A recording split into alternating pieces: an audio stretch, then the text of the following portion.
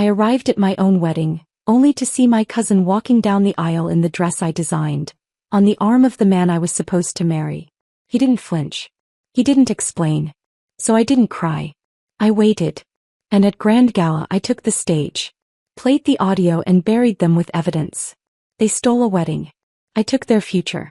Elena arrives at the Grand Hotel expecting her wedding, only to find her cousin Leah walking down the aisle in her dress.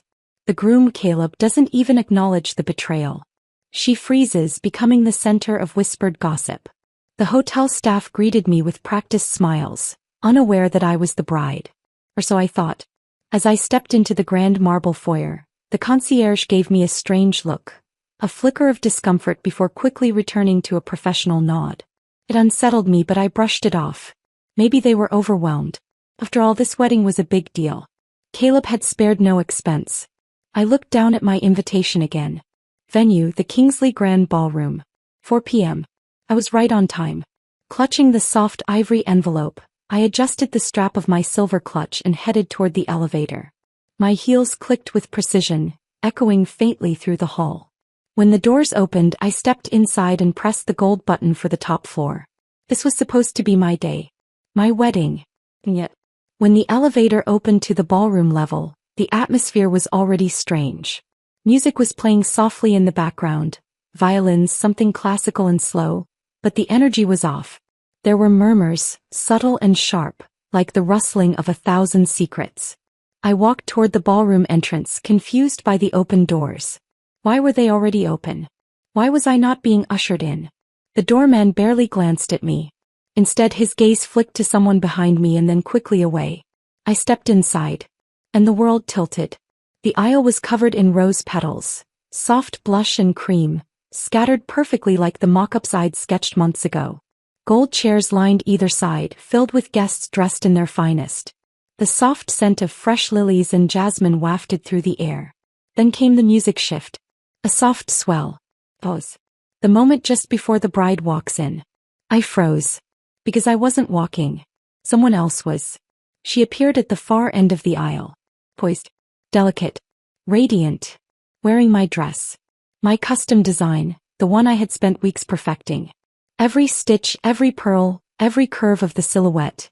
It was mine. The exact one I had sent to the bridal atelier with my initials embroidered inside. And wearing it was Leah, my cousin, walking toward the altar. And standing there, waiting with his signature smug smile and effortless charm, was Caleb. The man I had been engaged to for almost 2 years. The man who had kissed me just 3 days ago and whispered, "I can't wait to see you walk toward me." My knees buckled, but I didn't fall. I stood, frozen. A statue in the back of the room, while the guests, all of them familiar, either avoided looking at me or looked straight through me. The music soared. The bride smiled. Caleb took her hand. It wasn't a joke. This wasn't a rehearsal. There was no confusion or mistaken identity. This was real. Caleb leaned forward and kissed her cheek as she reached the altar. Applause broke out among the guests. A few clapped hesitantly. Others glanced toward me, then quickly away. I felt like I was watching someone else's life, or rather, the theft of mine. I couldn't breathe. I took a slow, disbelieving step back. My hand brushed the doorframe for support. Everything blurred at the edges. There was a sound, a microphone crackling. Caleb's voice filled the room. "Thank you all for being here today to celebrate love." He went on about destiny and fate, speaking confidently, like he hadn't left me in the dark. Like I hadn't spent the last week preparing for this moment. When did they plan this? How long had they known? The officiant asked them to exchange vows. Leah's voice quivered with emotion. Caleb wiped a fake tear from her cheek and said something about second chances and finally choosing right. Choosing? He never even chose me, did he? No one stopped the ceremony. No one called my name. No one asked what I was doing standing there at the back of the room, looking like an uninvited guest at my own wedding. I turned slowly, swallowing the bile rising in my throat, and left. I didn't cry. Not yet. Not here. Not in front of them. The marble floors outside the ballroom were too polished, too bright. My heels echoed with every step, louder than the applause I had just walked out on. It wasn't until I reached the hotel lobby that I realized I was holding my breath. I exhaled sharply. The shock hadn't worn off. If anything, it had deepened, like I was sinking one invisible inch at a time. I stopped in front of a glass display of wedding cakes and stared, unseeing, at a multi-tiered design that looked suspiciously like the one I'd picked in a bridal magazine months ago. Even that had been stolen. Elena Moore, a voice said behind me. Smooth. Male. I turned, startled. He stood at the edge of the marble counter like he belonged in another world. One where betrayal didn't happen in designer gowns. Dark suit, crisp shirt unbuttoned at the collar, no tie. His presence felt deliberate. And when his eyes met mine, something flickered behind them. Recognition. "I'm sorry," I said cautiously. "Do I know you?" "Not officially," he said. "But I know who you are." I took a step back. "And how is that not creepy?" A faint smirk touched the corner of his mouth. "You're the one who just walked out of a wedding you weren't supposed to be a guest at. Or the bride. That makes you a little famous around here." I felt the sting in my chest. "So you saw it." "Only the aftermath. I don't attend tragedies," he said evenly. "But I watch how people respond to them." I narrowed my eyes. "Still not less creepy." "Fair enough." He extended a hand. "Jasper Reed." My hand hesitated before meeting his. His grip was warm, firm, and oddly steadying. "I need to sit down," I muttered. "There's a bar through the hallway." He nodded to the side. "Private. Quiet. No wedding guests." I looked at him, unsure. He raised an eyebrow as if to say, "What do you have to lose now?" My pride had already been incinerated in front of 200 people. What was one more impulsive decision? "Fine." I followed him down the hallway, away from the noise and glitter of the grand ballroom. The hallway lights dimmed slightly, casting long golden shadows over the patterned carpet. We entered a low-lit lounge tucked discreetly off to the side. As promised, it was quiet. He motioned to a seat at the far end of the leather booth and walked toward the bar. I sat numbly watching him order. Moments later, he returned and slid a glass in front of me. I stared at the amber liquid. "You didn't ask what I wanted. You didn't look like you knew." He wasn't wrong. I took a sip. It burned, exactly the way I needed it to. "So," I said quietly, "you enjoy watching people get destroyed at their own wedding?" He didn't flinch. "No. But I've seen worse." "Is that supposed to comfort me?" "No," he replied. "But you don't need comfort. You need clarity." I blinked at him. "You don't know anything about me." He leaned back against the booth, folding one arm along the top. "I know Caleb Wright is a man who plays long games. And I know Leah Moore isn't a stranger to sabotage." My chest went tight. "You know them." "I used to work with Caleb," he said casually. "Invested in his startup back when he was all charm and no structure. Your cousin joined him later, just before they ghosted me, and took 2 clients with them." My glass froze midair. "They what?" He nodded. "Used me as a stepping stone, then cut me out." I didn't take it personally at the time. But then I started hearing things. Patterns. Leah worming her way into places she didn't belong. Caleb making promises to one woman while courting another. He looked at me directly. "I didn't know you were part of the fallout until today." My hand gripped the glass tighter. "I don't understand," I whispered. "Why would they do this? They could have just ended things." "Because people like that don't just want what they need," he said simply. "They want what someone else already has." Silence settled between us. He didn't ask me how I felt. He didn't offer platitudes. He just let the silence be what it was. Heavy, jagged, real. "I feel like I'm underwater," I murmured finally. "Like everything around me is moving but I can't." "You'll surface," he said. I glanced at him. "What makes you so sure?" He swirled the contents of his glass once before saying, "Because the fact that you're sitting here breathing and not screaming, that means you're still in control." I let out a weak laugh. "I don't feel in control." "Then scream." I blinked. "What?" "Not here, obviously," he said dryly. "But when you're ready, scream. Throw a chair. Destroy something. It'll help. You don't have to be calm, you know. You don't owe anyone composure." That was when it hit me, how quiet I had been. How obedient. How still. Even when I saw her in my dress. Even when Caleb didn't even look surprised. Even when my aunt smiled and looked away. I'd stood still. "Why are you doing this?" I asked softly. Talking to me. Offering whatever this is. He hesitated. Because I wish someone had done it for me. My throat tightened. I don't want pity, I said. Good, Jasper said. I don't give it. The clock above the bar ticked softly. Outside, I could hear the faint rumble of a party in full swing. Champagne corks. Laughter. Celebration. In a way, it made me want to vomit. I closed my eyes. I can't go home. My phone's blowing up. They're going to want statements. Gossip blogs are already calling it a mystery switch. My face is probably going viral. Jasper leaned forward, resting his arms on the table. Then don't go home. I looked at him.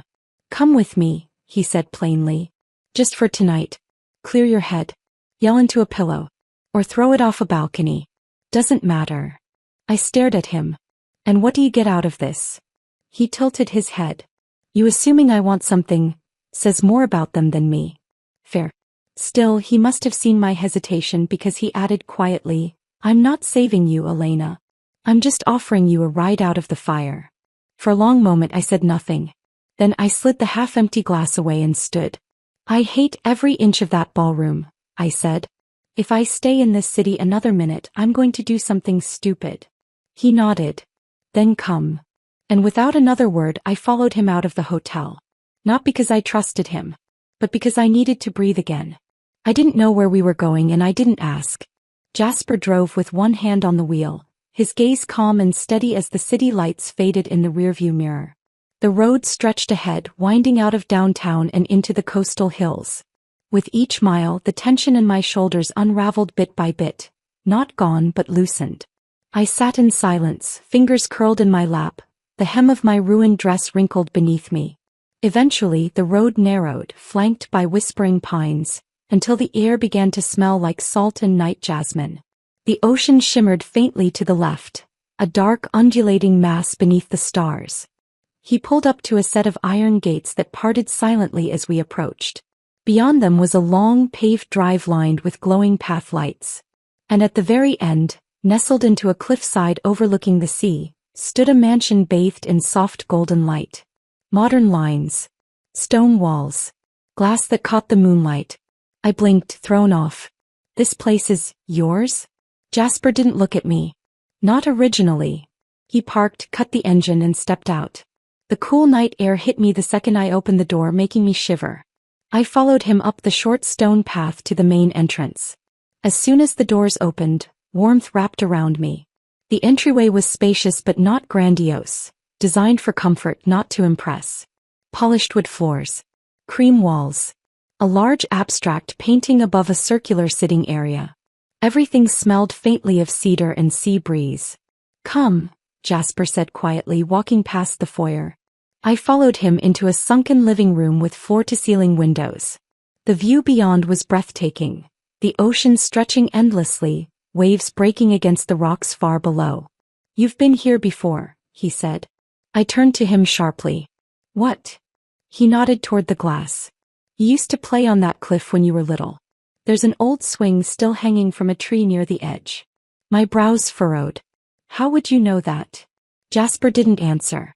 He simply walked toward a bookshelf built into the wall and pulled something out. A small photo frame. He handed it to me. I stared. It was an old photograph, slightly faded.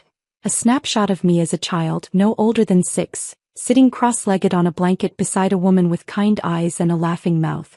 My mother. Behind us, the ocean. The cliffside. This very house. I traced the edge of the frame with my thumb. This was here. This was your mother's favorite retreat, he said. Your grandfather bought the land when she was still in university. He spent every summer here. After she passed, the property was transferred, and then quietly sold off. To whom? To a holding company, he replied. Shell corporations. Paper trails meant to be lost. But I bought it back 2 years ago. My head spun. Why? His eyes met mine. Because I knew someday you'd need a place that still remembered you. I didn't know what to say. You can stay here as long as you want, he added. No one else lives here. And no one, not Caleb, not Leah, can touch it. Something inside me cracked again, but this time it wasn't from pain. It was something closer to grief. Or gratitude. Or both, tangled together so tightly I couldn't separate them. Come on, Jasper said gently. You need to rest. He led me down a hallway lit with soft sconces, then opened a door on the right. The guest bedroom was warm and elegant. Light cream bedding, seafoam green curtains that fluttered slightly in the breeze. There were books stacked neatly on a corner shelf, a glass vase holding dried lavender on the windowsill. And above the desk by the far wall, another photograph. This one in black and white. A family gathering. My grandfather. My mother. And Jasper's grandfather. My breath caught. I turned to him. You're connected to them. Our families used to work together, he said quietly. Back when your grandfather was still a professor and my grandfather was publishing research in bioethics. They co-authored papers. Had joint patents. You and I were in the same room once. You were 4. I was 6. I don't remember, I whispered. You cried when someone took the last cupcake, he said with a small smile. I gave you mine. I sat slowly on the edge of the bed, overwhelmed. Everything I thought I knew, my life, my engagement, even my memories, was shifting like sand under my feet. How much have I lost without realizing it? I murmured, staring at the photo on the wall. Jasper didn't answer. Instead, he crossed the room, opened the nightstand drawer and pulled out another frame. I found this tucked behind the books in your mother's old studio. It was another picture. A younger me, tangled hair, missing teeth, holding up a sketchpad proudly while my mother knelt behind me, laughing. At the bottom of the frame, in her handwriting, Elena's first masterpiece, age 8. She'll design her future no matter what. I didn't notice the tears until one landed on my wrist. Jasper placed the frame gently on the nightstand. Rest. I'm not tired, I said, but my voice was thick with exhaustion. You don't have to be strong here, he said. That did it. I lay back on the bed without another word, curling on my side, the photo still in my hand. The salt of my tears mixed with the soft scent of lavender. My eyes grew heavy, and for the first time in what felt like forever I let myself fall asleep. Not into nightmares, but into memory. I woke to the sound of gulls outside the window, their calls echoing over the distant crash of waves. For a brief golden second I forgot. Forgot the wedding. Forgot the dress. Forgot Caleb and Leah and the look in their eyes when I walked in. Then it came flooding back. I sat up slowly, the blanket twisted around me, the old photo still resting on the nightstand beside my pillow. My mother's handwriting stared back at me. She'll design her future no matter what. I pulled the blanket tighter and rose. The soft robe Jasper had left hung neatly by the chair. I slipped it on, padded barefoot across the warm wooden floor and opened the door. The hallway was quiet. The light was softer now, coastal morning light filtered through sea mist. I found him in the study. He was standing at a wide window, a tablet in one hand, sipping from a ceramic mug. Papers were scattered across the large oak desk behind him, neat but clearly not arranged for show. He didn't turn when I entered. Good morning, he said. There's fresh coffee. Help yourself. I found the pot in the corner of the room and poured a cup, then sat across from him at the long table. For a moment we both sipped in silence. Finally I asked, do you always start your mornings surrounded by old files? He gave a slight smile. Only when they belong to families destroyed under suspicious circumstances. I froze mid-sip. He set the tablet down and finally looked at me. I didn't want to show you this last night, he said. You needed rest. And now, you need answers. He slid a thin stack of manila folders across the desk toward me. I stared at them. The first tab read, More Family Estate Holdings 2001 to 2018. That's when my parents were alive, I said slowly. And just after they died. Jasper nodded. I cross-referenced property transfers, company filings, and tax audits. Most of it looks clean on the surface. But when I dug into the fine print, he tapped the folder. Your family's primary estate was transferred within weeks of your parents' car accident. The buyer was a holding group owned by a man named Harold Kensley. I blinked. That's Caleb's uncle. Exactly. I opened the folder. The pages were filled with photocopies, highlighted portions, stamped signatures, and my parents' names. This can't be legal, I murmured. Most of it is, technically, he said. But the timing is suspect. What's more, Your mother's research patents, the ones filed through her lab, were reassigned to a private company 2 months after her funeral. What company? He looked at me. Leah's mother is listed as the majority shareholder. My hand tightened on the edge of the desk. I don't understand, I whispered. Why would she? My aunt and my mom were sisters. Family doesn't guarantee loyalty, he said gently. I stared down at the page, my eyes tracing the typed names, the sterile formatting of betrayal. She always told me Mom didn't care about the business, I said. That she let it go. That she didn't want me involved. Jasper hesitated. Elena, he said quietly, that was never true. I looked up. I knew your mother, he continued. Not well, but I met her several times. She was fierce, intelligent, obsessively protective of you. When my grandfather visited her here, they spoke about building something together. Something sustainable, independent. She did want you involved. My voice cracked. Then why didn't she tell me? He exhaled. She died too soon. The silence that followed was heavy, full of memories I couldn't recover and questions I'd never be able to ask. I started looking into it 2 years ago, Jasper said, folding his arms. After I saw Leah's name pop up in a patent dispute. It reminded me of your family, and the way they disappeared from the industry conversation overnight. I kept digging. Why didn't you say anything? I didn't know how. You were still with Caleb. Still surrounded by them. I swallowed hard. I feel like I don't know who I am anymore. You do, he said. You just weren't allowed to remember. I turned back to the papers, flipping through pages of quiet corruption, of dates that didn't add up, signatures that felt forged, names that shouldn't have been there. And in the margins, Jasper's notes. I ran my hand over them. They erased her, I said numbly. My mother. Everything she built. They tried, Jasper said. But she left you enough to rebuild it. I looked up. I can't do that alone. His gaze was steady. You're not alone. For the next hour we went over everything. The shell companies, the quiet stock transfers, the manipulated wills. It was like peeling back layers of rot. And the deeper we went, the more my stomach churned. You're sure they all knew? Asked finally. Jasper didn't hesitate. Caleb's father signed 3 of the documents. Your aunt's name is on 2 others. Caleb and Leah were young, but they benefited. They still are. My hands shook as I closed the final folder. And then I stood. I walked to the window, pressing a hand against the cool glass as the wind whipped across the ocean below. The same ocean I used to build sandcastles beside. The same one where my mother once promised I could be anything. I had believed her. I still wanted to. Behind me, Jasper didn't speak. He let me stare at the water for as long as I needed. Because he knew I was mourning something bigger than betrayal. I was mourning the pieces of myself I'd been told never existed. It was late afternoon when I stepped away from the study and found myself wandering toward the back terrace. The sea stretched endlessly below, sunlight glittering against the waves like thousands of broken promises. Behind me, the mansion was still quiet, too quiet for someone trying to make sense of the ruins of their past. I heard Jasper's footsteps before I saw him. I was thinking, he said as he joined me at the railing, you should stay. I turned to him. Here. Yes. At least until things calm down. The press is already picking up what happened at the hotel. I folded my arms. Of course they are. Your name's trending on 2 gossip sites. They're calling it the bridal switch. I didn't laugh. Couldn't.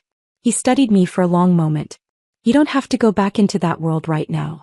Stay. Let the noise die down. Let them wonder where you are. And in the meantime? He shrugged. You let me keep you safe. That word, safe, hadn't meant anything to me for a long time. It had always been something I was supposed to provide for others. My aunt, Leah. Always the peacemaker. Always the one holding things together. But now I was broken glass trying not to cut anyone. I looked at Jasper. You don't have to fix me. I'm not trying to. Then why? He paused. Because I know what it's like to unravel in front of people who think they've already won. Before I could answer, the doorbell rang. We both turned toward the hallway. Jasper's jaw tensed. Wait here. He disappeared through the archway. I stayed, hands tightening on the stone ledge. A few moments passed. Then his voice, sharp and low, reached me from inside. No. She's not interested. Pause. You had your chance. You humiliated her. This isn't a negotiation. Another silence. Then the sound of the door slamming shut. Jasper returned, brushing invisible lint from his sleeve. Caleb sent a courier. With flowers and a note. I didn't ask what it said. I didn't want to know. Instead I said, "You didn't even ask if I wanted to read it." He looked me dead in the eye. "Do you?" I hesitated. "No." Then I made the right call. He turned and walked away, leaving me alone with the wind and the distant call of seagulls. By nightfall, clouds had rolled in fast, heavy and thick with the scent of rain soaking the air. I was curled up in the guest bedroom, staring at my mother's photo when the storm broke. Lightning cracked across the sky. Thunder rolled in close behind, shaking the windows. Sleep didn't come easily. When it did, it wasn't gentle. In the dream, I was back at the hotel. Everyone was looking at me, laughing, pointing. Leah stood on the stage holding Caleb's hand, wearing my dress, and my voice wouldn't work. I screamed, but no one heard. The lights dimmed. The walls fell away. I was sinking into the floor. I woke with a gasp. The room was pitch black. My heart thudded violently in my chest. I reached out blindly, half expecting Caleb's voice to whisper some excuse. Instead, I found only silence. I sat up, pushing sweat-damp hair away from my face. The door creaked open. Jasper stood there, framed by the hallway light, barefoot in black sweatpants and a t-shirt, a cautious look in his eyes. "I heard you," he said softly. I swallowed hard. "Just a dream." He didn't come in. Not at first. "Do you need anything?" he asked. I opened my mouth, closed it, then whispered, "Can you just stay?" He nodded once. Quietly, Jasper stepped inside and sat on the upholstered bench beneath the window. He didn't touch me. Didn't ask questions. Just stayed. The thunder rolled again, softer now. For several minutes, neither of us spoke. Then I said, "Do you think I'm stupid for not seeing it sooner?" "No," he said simply. "You trusted people who didn't deserve it. That's not weakness. That's their shame, not yours." His voice was calm. Grounding. "I feel like my whole life's been a lie," I whispered. Jasper looked out the window. "It probably has." I gave a weak, breathless laugh. "You're not exactly reassuring." "I'm not trying to be. I'm trying to be honest." Silence settled between us again. Finally he stood. I thought he was leaving, and I don't know why, but that made my chest ache. But he just pulled the blanket higher around my shoulders. "You're safe here," he said quietly. "For as long as you need." Then he turned and left, closing the door behind him with a soft click. And for the first time in weeks, I let myself drift back to sleep. Not because the storm had passed, but because someone had finally stood still, and stayed. The storm had passed. Morning sunlight filtered through gauzy curtains, turning the guest bedroom into a soft watercolor of golds and blues. I blinked against the light, my body heavy with a sleep I hadn't had in years, deep, dreamless, untroubled. Until memory returned. I sat up slowly, brushing my hair back as the scent of brewed coffee floated through the hallway. I padded quietly down the corridor, barefoot in the same robe from yesterday, and found Jasper in the same place I always did. His study. Only this time his face was different. Sharper. Focused.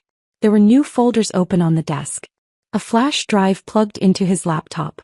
He looked up the moment I stepped inside. "You're up." "I heard the coffee," I said softly. "Help yourself," he replied, nodding toward the pot. "You're going to need it." The edge in his voice made me pause. I poured a mug and walked slowly toward him. His screen was filled with emails, highlighted lines, chain threads, scanned documents. "What is all this?" Jasper stood and turned the laptop toward me. "Proof." I blinked. "Proof of what?" He clicked open a folder labeled, Inheritance Fraud, 2018. The first document was an email from my aunt to her lawyer, dated 2 weeks after my mother's accident. "Make sure the language is clean. If she asks questions, remind her of the mental strain she was under. She'll sign it eventually." My mouth went dry. "She?" I asked. "You," Jasper said quietly. I stared at the line again, nausea rising in my throat. "I didn't sign anything." "No," he confirmed. "Because they never gave you a chance." He pulled out a printed sheet. "Look at this. It's a version of your mother's will, unsigned. It names you as the sole heir. This version never went through probate. Because? I asked, dreading the answer. Because they submitted this version instead, Jasper said, handing me a second document. This one was signed, dated, stamped. It split everything, assets, patents, stocks, between your aunt and a trust under Leah's name. You were listed only as a dependent. My vision blurred. They used me. They used your grief, Jasper said, his voice hard. They isolated you. Caleb made sure you stayed distracted. Meanwhile, your aunt convinced the court you were in no state to manage a company, let alone an estate. I gripped the edge of the desk. How long have you known? Jasper hesitated. I had suspicions a year ago, but I didn't get access to the sealed records until last month. I hired a private investigator. One of the best. He turned the screen again. Photos. Documents. A map of registered office addresses tied to shell corporations. Leah's name is on 3 of these companies.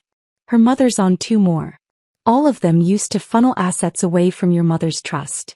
I couldn't breathe. I'd spent years thinking I was the forgotten daughter of a brilliant woman, passed over, ignored, too emotional to lead. But I hadn't been forgotten. I'd been erased. They said it was for my own good, I whispered. That I wasn't ready. They made sure you wouldn't be. I looked at Jasper. Why are you doing this? Because she deserved better, he said. She. Your mother, he replied quietly. And you. I looked back down at the forged documents. A slow, dangerous heat began to rise in my chest. I had been devastated yesterday. But today, I was furious. This isn't just betrayal, I said. It's theft. It's fraud. He nodded once. It is. I want to fight back. You will.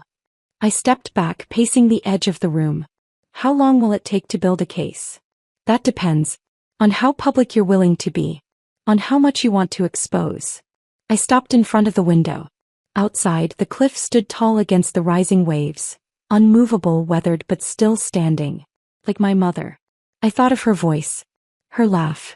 The way she used to run her fingers through my hair and whisper, "You're going to design something no one can take away." I turned back to Jasper. I want everything. Every paper trail. Every court record. Every lie. His expression didn't change. But something flickered in his eyes. Approval, maybe. I've already started. I crossed the room, lifted the unsigned will into my hands, and stared down at my mother's name at the top. I won't let them rewrite her legacy, I said, my voice low but firm. Jasper stepped beside me. You won't have to. I never believed revenge could be elegant. Until that night. I stood in front of the mirror in a black velvet gown I designed myself just days earlier. The neckline was clean and sharp, the silhouette sculpted with quiet command. I didn't want to look pretty. I wanted to look untouchable. Jasper adjusted the clasp of his cufflink as I stepped into the hallway. Everything's ready? He nodded. Mic check, stream connection, screen link. All in place. You speak and we go live. The proof loads in real time. What about backup? I've mirrored it to 3 cloud servers. Even if someone cuts the audio feed, the stream will keep going. And the documents? He pulled a small remote from his pocket and pressed the side. A screen lit up with the first slide. The original and signed will from my mother naming me as sole heir. Slide 1, Jasper said calmly. Then comes the forged version. Then the internal email from your aunt's lawyer. Followed by corporate transfers to shell companies. Leah's name front and center. I took a deep breath.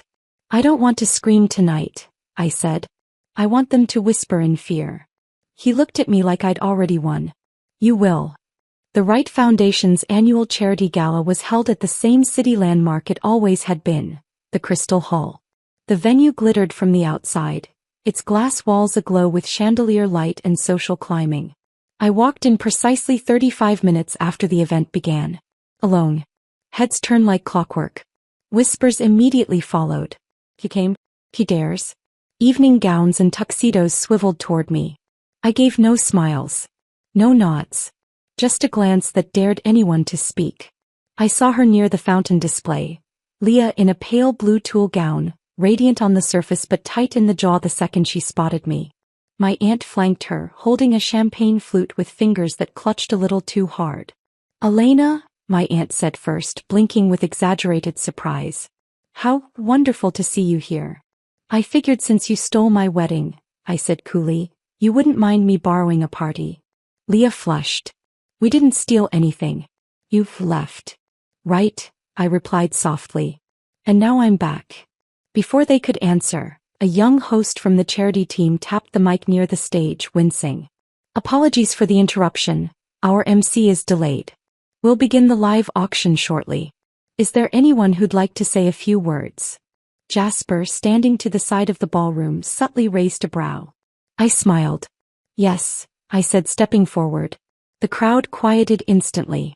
I walked onto the stage and took the microphone with the kind of calm that only comes after you've burned in silence. Good evening, I began. For those of you who don't know me, my name is Elena Moore, daughter of the late Diana Moore, researcher, founder, and philanthropist. I wasn't scheduled to speak tonight, but I felt inspired. A hush fell across the ballroom. Leah's knuckles whitened around her glass. For years, I said, my family name faded quietly from the public eye. After my mother's death, I was told her legacy had dissolved. I believed it. I was young, grieving, alone, and unfortunately, trusting. I lifted the small remote Jasper had handed me. A projector screen behind me came to life, illuminating the ballroom walls. The first document appeared. My mother's original will, naming me as sole heir. This was never filed, I said, turning back to the audience. Because someone didn't want it to be. Instead, I clicked again. The forged will appeared. Signed. Dated. Fraudulent. This was submitted instead. In it, my inheritance is diverted. Conveniently split between my aunt and a trust under my cousin's name. Gasps rippled across the room. My aunt's face stiffened. Fake, she said aloud. I smiled thinly. Let's find out. The next slide was an email exchange, dated 2 weeks after my mother's death. The highlighted lines read, she's grieving too much to question anything. File the altered version. Make sure she signs nothing. We can say she declined the role later. A stunned silence followed. Then I clicked once more. Audio began to play through the ballroom speakers. It was a recording of my aunt speaking in a phone call Jasper's investigator had obtained. The girl was always too soft. It wasn't hard to turn Caleb against her. He's predictable. Tell him what he needs to hear and he'll do what's convenient. Leah wearing that dress was the final seal. No turning back after that. The crowd erupted. Cameras lifted. Phones clicked. Whispers became shouts. Is that real? Did she just say Caleb was manipulated?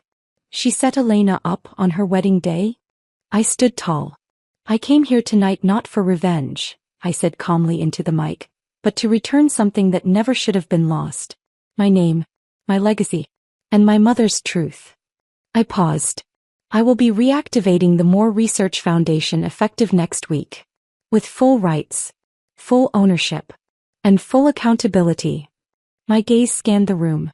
Not everything can be stolen. Not forever. Behind me, the screen slowly faded to black.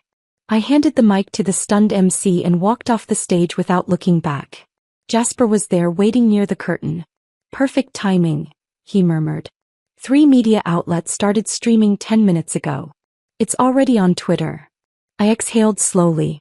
The ballroom was chaos now. People murmuring, reporters texting, half the guests openly filming Leah and my aunt as they tried to smile through gritted teeth. As I passed by, Leah moved as if to speak to me. I stopped. Don't bother. Elena, she began. You walked down the aisle in my dress, I said. You stood beside a man you stole. And now you're standing in front of a legacy you buried. I leaned in. Smile wider. The world is watching now. Then I turned and left, heels clicking like punctuation marks behind me. My phone had 386 unread messages. That was the number I saw when I woke up the next morning and rolled over to check. Headlines, tags, video shares. The live stream from the gala had gone viral. Every fashion blogger, media site and business page had picked it up. Heiress exposes families will fraud live on stage. Cousin of Breedgate. Leah's inheritance meltdown. The comeback of Elena Moore. Calm, calculated, unshakable. My name wasn't just a whisper anymore. It was a war drum. I sat up, a blanket wrapped around my shoulders as I scrolled in disbelief. Somewhere outside my room I could hear Jasper's voice on the phone, low, direct, unfazed. I padded into the kitchen barefoot, still in one of the oversized shirts he'd loaned me the night before. He glanced up when I entered. "You okay?" he asked. "I think so." He held out a steaming mug of coffee. "Still want it, or should I switch you to champagne now that you've taken over the internet?" I laughed softly, grateful for the joke. "Let's wait until afternoon." We sat in silence for a while on the terrace overlooking the sea, sipping coffee and letting the weight of last night settle. The sun was high, the waves calmer than I'd ever seen them. "You don't have to stay quiet now," Jasper said suddenly. I looked at him. "If you want to scream, cry, curse, do it," he added. "You've earned the right." I thought I'd feel lighter, I admitted. "But I don't. Not yet." "You will," he said. "You didn't just reclaim your legacy last night. You dragged 2 generations of manipulation into the light." He reached out and gently tucked a strand of hair behind my ear. The gesture was so natural I barely registered it, until the silence between us swelled. His hand lingered just a moment longer than it should have. Our eyes met, and everything between us stilled. But he didn't kiss me. He just looked at me like he saw every fracture, every wound, and didn't flinch. Later that day, after Jasper left for a meeting with the private investigators, I wandered the edge of the estate to clear my head. The air was cool, the garden full of rosemary and late-blooming peonies. I wandered toward the gate near the northern edge, following the stone path. And then I heard it. "Elena." I stopped cold. He was standing just outside the gate, his hair disheveled, his shirt wrinkled. He looked nothing like the man who once stood smiling in our engagement photos. He looked like desperation in a suit. "How did you get here?" I asked. "I followed the press," he said. "And I called 100 times. I ignored you. Take the hint." He held up his hands, stepping closer to the gate. "I just want to talk. Please. Just 5 minutes." "You had years to talk," I said, "but you waited until I went viral to remember my name." He flinched. "Elena, what happened? It wasn't supposed to be this way." "Wasn't it?" I asked, arms crossed. "You let Leah walk down the aisle in my dress. You stood there while she lied. And you smiled." "I was under pressure," he said. "You don't understand. My father, Leah's family, they what?" I snapped. "Blackmailed you into signing a forged will? Coerced you into playing me for a fool? I never meant for you to get hurt," he said, voice tightening. "But Leah, she's dangerous. She said if I didn't go through with it, they'd ruin my career." I laughed bitterly. "You had a choice. You just chose comfort, profit, safety." "Elena." "No. Don't pretend this is about love. You didn't fight for me. You threw me away like an old suit." He stepped closer. "Maybe I didn't fight for you then," he said softly, "but I'm here now. I still care." "No," I said firmly. "You care about your reputation. And it's bleeding." His hand reached for the gate. And then I heard footsteps. Fast. Controlled. Intentional. "Jasper." He stepped in front of me, placing himself directly between me and Caleb. His voice was ice. "I thought I told you to stay away." Caleb stiffened. "She deserves the truth. She already knows it. You don't control her, Jasper." "No," Jasper said. "But I protect her. And I don't let people near her who treat her like a fallback option." The tension snapped taut. Caleb's jaw tightened. "You think this is over?" "No," Jasper said, stepping closer. "I know it is. Because if I see you on this property again, I won't just call security.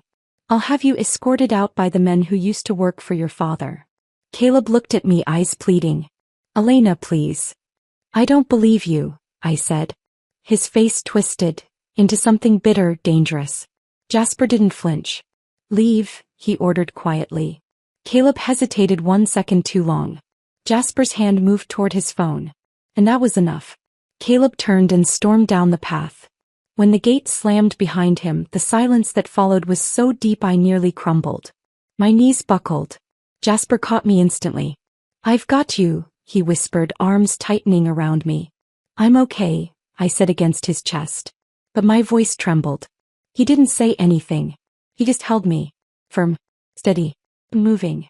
I let out a shaky breath, tears pricking the corners of my eyes, not from fear this time, but from the weight of being protected. Finally. And in that moment I realized something. Jasper wasn't just helping me fight my battles. He had chosen to stand beside me. The first official court date was set for the following Monday. By Tuesday, every major business journal had published the phrase inheritance fraud scandal, at least twice. Jasper's team had compiled the evidence into a polished legal brief, time-stamped emails, shell company records, and 2 versions of my mother's will, one authentic, one forged. But that wasn't the part that stopped the world. It came the night before our final legal submission. I was sitting by the window, scrolling through press clippings, when Jasper entered the room holding a flash drive in his hand. "I think this changes everything," he said. I took it slowly, confused. "What is it?" "A former employee of your mother's. A research assistant. She went quiet after your mother passed. No one ever followed up with her. Why now?" "She heard the gala stream. Recognized the name. Said she had something saved for you. Something your mother left behind." He inserted the drive into the laptop. My heart was already racing before the folder opened. Inside was one file. I clicked. The audio crackled. Then my mother's voice filtered through, calm and unhurried. "Elena, if you're hearing this, something has gone wrong. But I want you to know I've already made my decisions. The company, the foundation, everything I've built. I made it for you. Only you. Your aunt. She's not to be trusted. If anything ever happens to me, don't let them convince you otherwise. I trust you more than anyone. You're stronger than they think." The file ended. I sat frozen for several long seconds. Then I replayed it. And again. Tears stung my eyes, but they didn't fall. I'd cried enough in silence. This time I let my mother's words steal me. "She left this for me," I whispered. "She trusted you," Jasper echoed. And now finally the world would hear it too. The next morning we submitted the final addendum to the lawsuit. The voice memo, along with sworn testimony from the assistant verifying its authenticity. The charges against my aunt and cousin expanded from civil inheritance disputes to criminal fraud, conspiracy, and falsification of legal records. Reporters hounded the courthouse steps. Social media erupted. Elena Moore files criminal charges. Audio proof included. Justice for Diana Moore. Her daughter strikes back. Leah Wright faces jail time in shocking twist to bridal scandal. And through it all, Jasper stood beside me, not just as a strategist but as a shield. He handled aggressive reporters. Walked me in and out of buildings through service corridors. Answered calls, filtered threats, and never left my side for more than a few hours. He didn't tell me to be strong. He just made sure I could be. The courthouse steps were a blur of flashing lights. I took a deep breath as we stepped out of the car. Jasper was beside me in a crisp navy suit, one hand resting gently at the small of my back. "Ready?" he asked. I looked at the cameras. The chaos. The crowd that had gathered with signs that read "We stand with Elena." Then I looked at him. "I was born ready," I said. We walked forward together. My heels clicked on the stone. Cameras flashed. People murmured. And I didn't flinch. Because this time I wasn't walking into battle alone. The verdict came in a crisp, clear voice from the judge's bench. Guilty on all counts. My aunt stood frozen, her once starched collar slightly wilted under courtroom lights. Leah stared straight ahead, jaw clenched, lips trembling, not in outrage anymore but in disbelief. Their empire, built on lies, manipulation, and stolen legacy, was crumbling. And I didn't have to say a single word. The judge's gavel fell. Cameras snapped. Lawyers scrambled. Reporters whispered into phones and recorders. I stood still, calm and quiet. Jasper reached for my hand, not publicly, not theatrically, just enough that our fingers touched. A silent assurance. We stepped outside into a sea of light and sound. The cheering surprised me. People clapped. Some chanted. Some simply stood with hands over hearts. I wasn't just a scandal anymore. I had become a symbol of reclamation. Of refusing to vanish. 2 weeks later, the paperwork was finalized. The Moore Foundation was restored in full under my name. The patents, the shares, the locked vault of intellectual property, all signed back to the rightful heir. My mother's name was cleared. Her legacy honored. Her voice, The voice from the recording had been played on every major news outlet. And her final words to me stayed etched in my ribs like armor. You're stronger than they think. She had been right. That evening, Jasper called me to the cliffside, the same one I used to visit with my mother when I was a girl. The sun was setting, casting gold over the tide and turning the ocean into a field of mirrors. He stood waiting in a soft gray sweater and slacks, no tie, no performance, just him. Come here, he said, holding out a hand. I walked toward him slowly, the wind catching my dress. I'd worn white, not like a bride but like a clean slate. You've been quiet today, I said gently. He nodded, then gave me a look I hadn't seen before, unsure, almost nervous. Because I don't want to ruin this moment, he said. And I don't know how to say what I'm about to without sounding like a fool. You don't do foolish, I whispered. I do with you. I smiled. He took a breath. I've stood by you in courtrooms, boardrooms, press storms, and scandals. But if you'll let me, I want to stand beside you when there's no war left to fight. My throat caught. I don't have a ring, he said quietly. Because this isn't a proposal for a role. He stepped closer. It's a question, he said. Can I stay in your life, not as your lawyer, not as your protector, but as someone who's in love with you? The world hushed around us. Waves roared, but I barely heard them. Yes, I breathed. And then finally he kissed me. It wasn't rushed, or hungry, or desperate. It was the kind of kiss that said, I've seen every scar and still choose you. It was the kind of kiss you don't forget. The kind you build your life on. The end.